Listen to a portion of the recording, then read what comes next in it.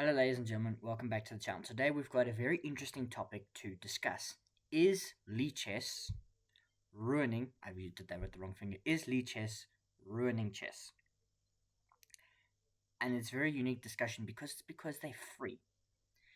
So before we get into the topic, just to show you what does Lichess look like, it is this website. Most of you will know it. It's the free chess website. It has got so many tools. You obviously can play. You can play. You can follow events. So play, you create a lobby, arena, Swiss tournaments, puzzles. You've got all sorts of puzzle themes. Learning chess basics, practice, coordinates, studies, access to coaches, watching. You can watch broadcasts. They've obviously got Lead Chess TV, streamers, video library, community. You get access to players, teams, forums, and blogs. Tools. You've got the analysis board, openings, the board editor. You can import games, and you can do an advanced search, and then you can donate. Lichess is run and built off of donations, which is the problem. Lichess is free, really. Libra, no ads, open source chess server, and you can learn more about it. And that's where we get into our real discussion topic for today. Is Lichess ruining chess by being completely free? Let's talk about a question that sounds almost absurd at first. Is Lichess beloved, open source, ad free, community driven, actually ruining chess by being completely free? Stay with me now, because the answer isn't simple. In fact, it's one of the most uncomfortable conversations in the chess world right now. There was a discussion about it on Twitter a few days ago. It's a tension between passion and professionalism, between accessibility and sustainability, between the purity of free knowledge and the reality that high level expertise takes time, effort, and money to produce. Lichess is incredible. Everyone agrees with that. Grandmasters agree. Developers agree. Hobbyists agree. Everyone agrees. Anish Giri literally said the Lichess broadcasting app finds itself in a state of perfection after using it to follow the World Cup. Vidit Gujarati has praised the project as an absolute delight made by passionate volunteers running purely on donations. And they're right, Lichess is a marvel. Free tools, free analysis, free cloud engine to use, free studies, free training, free databases, free everything. It's so good that it has accidentally collapsed half of the chess economy. Not maliciously, not intentionally, but inevitably. When a free platform becomes the single best platform in the field, maybe with the comparison of chess.com, but they're not free, better than most paid alternatives, it creates an unintended side effect. A world where creators who have spent years building knowledge struggle to monetize any of it. And here's the core issue. Lichess never built a monetization layer. There's no way to sell courses, no way to sell preparation, no gated access, no revenue sharing, no marketplace, no infrastructure to let creators earn from the work they produce on the platform. That's not a criticism, it's a choice.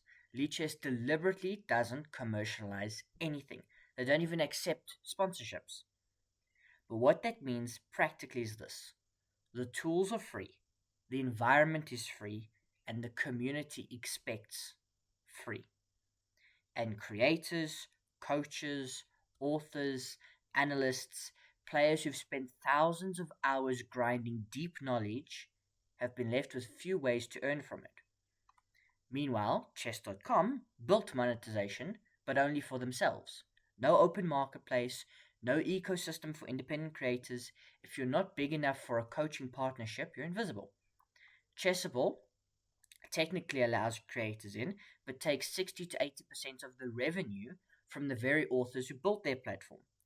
It's great if you're a megastar, but brutal if you're not. So between the purity of Lichess and the profit-centered machinery of chess.com and Chessable, a massive gap has formed. A dead zone around high-value chess instruction. A place where creators either give their work away for free or accept that someone else will take the majority of their income. And that's what platforms like ChessWeb.site are trying to address, not by replacing Lichess, not by competing with it, but by building the economic layer Lichess has consciously chosen not to build. Imagine this, right? You've created deep Lichess studies. Maybe you've spent months refining them. You've added annotated lines, added explanations, built model games, inserted homework positions, all the stuff that is a chess course in everything but name. Why should your only option be give it away for free or not at all? What if you could sell gated access to private Lichess studies, auto generate clean professional PDFs, add private YouTube lessons for extra depth, package your repertoire, prep, or course, and set the price yourself, and keep 80% of the revenue, not 20, not 40%, not whatever a big platform decides. If this doesn't attack Lichess, it completes it, potentially. Because Lichess handles the free layer brilliantly. What's missing is the ownership layer. Your study, your work, your preparation as your property. And not everyone agrees, of course. Some will argue if someone can provide it for free, your knowledge isn't worth selling. But if we follow that logic, no chess book, no chess course, nor any textbook in any field would exist. No chess course should exist, no coach should earn money, no professional should be compensated because someone else somewhere is willing to upload something for free. That mindset collapses entire professions. The truth is, people pay for structure, people pay for expertise, people pay for quality, curation, and clarity. People pay to learn from someone they trust, and people pay because they want to support the creators who elevate the game. We don't I don't blame Lichess for being free. We don't blame creators for needing income. We don't blame students for loving free tools. I'm one of them. We blame the lack of infrastructure between them. That's what a creative focused marketplace solves. Not by replacing the heart and soul of Lichess, but by giving creators a way to survive alongside it. Because if the chess world wants high quality instruction, if it wants deep studies, if it wants professionals to keep creating, then it needs to give them a way to build sustainable careers. Lichess has given so many the tools. It gave us access, it gave us equality. Now it's time to build a system perhaps on top of it, one that allows passion and professionalism to coexist, one that respects free access while honoring creators' efforts, and one that ensures the chess world continues to grow and not collapse under its own generosity.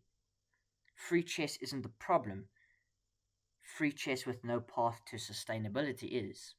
And that's the conversation we need to have. Now, that's a lot of words. It's a lot of what I've prepared. And now, just to talk about more. Lichess is a fantastic free platform. It is. And I'm sure there will be hundreds, if not thousands, of you out there who hear this and are like, no, we can't have Lichess have a monetization layer because so much chess content is monetized. If you think of Gotham Chess and his courses, Chessable's courses, Chess.com's premium versions, so much of it is hidden behind paywalls that we need something free and accessible. The problem is, Lichess is too good. They give away everything for free. So you've got studies and things there put together by grandmasters and titled players and aspiring players who know what they're doing. But they can't make any money on the platform. They have to export it to somewhere else. Or they have to build their own website. Or, go to Chessable. But again, Chessable takes a percentage of whatever the authors earn. And if you're a well-read author or a well-known person, like a Fabiano Caruana or a Magnus Carlsen, David Howell, Simon Williams, someone like that who makes lots of courses, lots of good courses. Anish Giri is another example, and lots of people buy it. That's great. If I made a course, I would make no money because no one knows who I am, relatively speaking. It wouldn't be well bought, and Chessable would take a percentage. As is their right, it's their platform. I'm using their platform. to put my stuff out there. But it becomes a problem for people who want to create, for people who want to share what they've learned. But they've put the time in to put it all together. To give it away for free is a problem. Imagine in any other walk of life, you put in a lot of effort into anything. You built something that's your own. You took time and it's unique. You didn't copy paste an idea. You would like to be compensated for that, unless you're doing it, for like a church or for a religious organization where you willingly do it for free. Volunteer somewhere. Like, chess is such an interesting thing because so many people want to learn. Everyone wants to learn. I want to learn. You want to learn. That's why we're watching these. That's why we're producing these, and so on and so forth. But it becomes really hard. Coaches, well, at least where I am, they're not always easily accessible, and they become very expensive. Some people want to learn chess. They've got nothing. They've got no financial ability to pay for good coaches, for good courses, for good books. So they rely on something like Lichess for it to be completely free. So to monetize it takes away their ability. So that's why this conversation is so hard, because you don't want to disadvantage those guys, because you want them to learn chess. You want them to be passionate about chess. You don't want it to be locked behind a paywall. But how do you produce anything sustainably without that paid element? Is there a way that both can exist? I don't have the answer. I really don't. It is something I've thought about. I haven't yet come to a conclusion of a way to do it. There are platforms that are trying, but perhaps you can let me know in the comments below. Thank you for listening.